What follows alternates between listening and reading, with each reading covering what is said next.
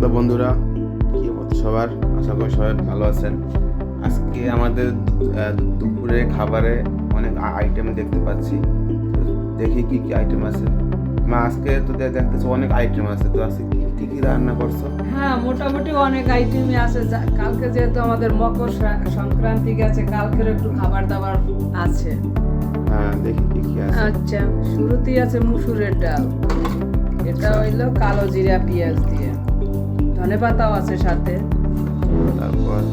তারপরে আছে আলু ভাজি, পেঁয়াজ কলে দিয়ে আলু ভাজি। আলু ভাজি তোমারও ভালো লাগে, তোমার ভাইয়েরও ভালো লাগে খুব।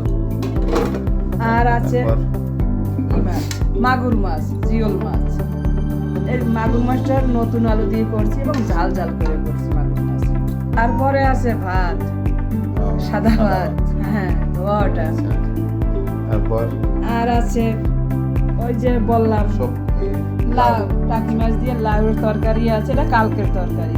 আর আছে লেবু শসা। সবাই ভালো থাকবেন, সুস্থ থাকবেন, আবার দেখা হবে। সবাই সাবস্ক্রাইব করবেন, লাইক করবেন, শেয়ার করবেন, আমার পাশে থাকবেন, একটু কষ্ট করে।